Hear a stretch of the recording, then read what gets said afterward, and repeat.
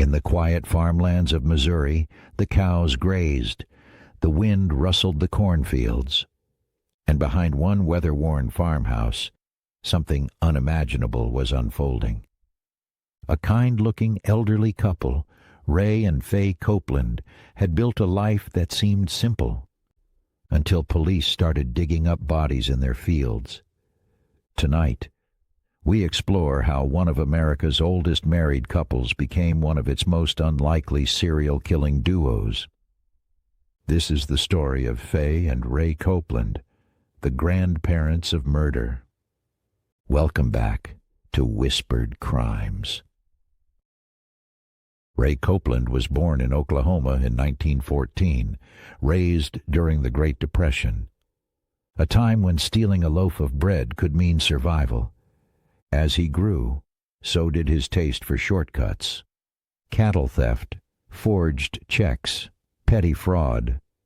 By the time he met Faye Della Wilson, he was already a man who preferred easy money. Faye was younger, just 19 when she married him in 1940. Together they raised 5 children on a struggling farm near Mooresville, Missouri. Neighbors saw them as rough, distant, but harmless. No one could have imagined the darkness that would one day take root there. In the late 1980s, Ray found a new scheme. He began visiting homeless shelters and truck stops, looking for drifters who needed work.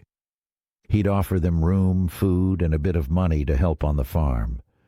Then he'd take each man to a livestock auction. Under a false name, the man would write bad checks to buy cattle, which Ray would quickly resell before the checks bounced.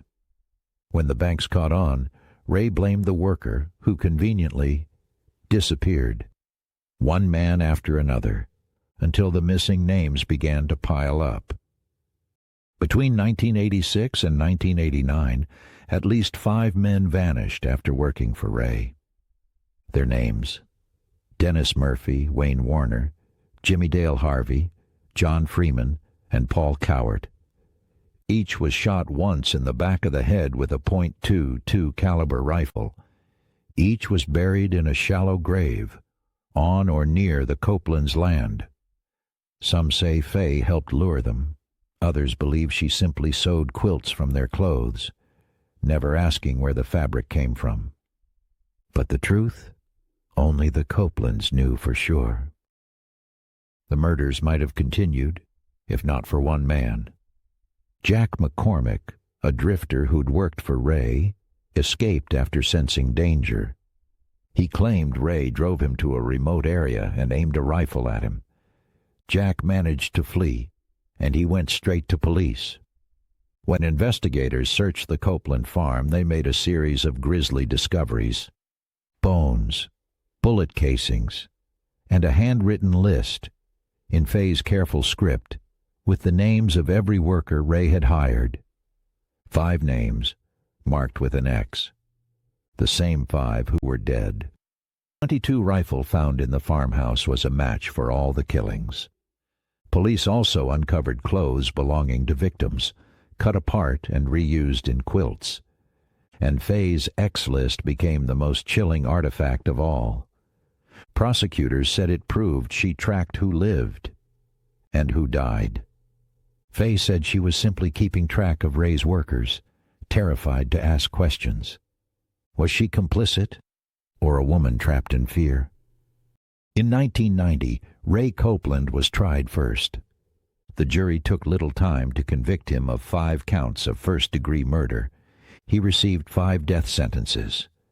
When Faye went on trial soon after, her attorneys painted her as a battered, obedient wife who'd lived decades under Ray's violent control.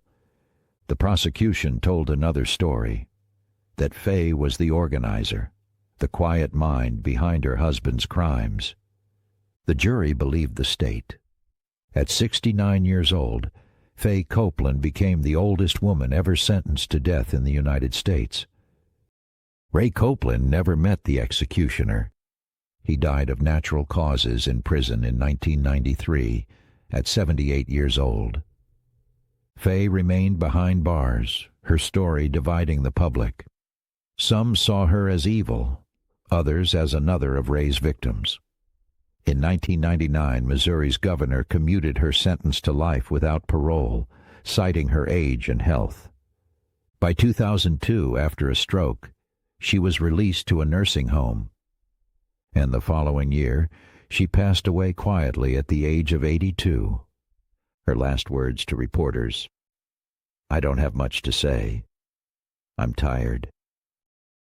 The Copeland case left behind more questions than answers. How could two grandparents commit such horrors? Was Faye truly a murderer, or merely a woman surviving under a monster's thumb? Their crimes changed the way investigators looked at elderly suspects, proving that evil doesn't have an age limit. The Copelands are gone, but their story still haunts Missouri's farmland, where the quiet wind still whispers secrets across the fields. You've been listening to Whispered Crimes. If this story left you uneasy, you're not alone. Evil often hides where we least expect it. Don't forget to like, subscribe, and turn on your notifications for more whispered tales of crime and consequence. And remember, even in the quietest places, someone's always watching.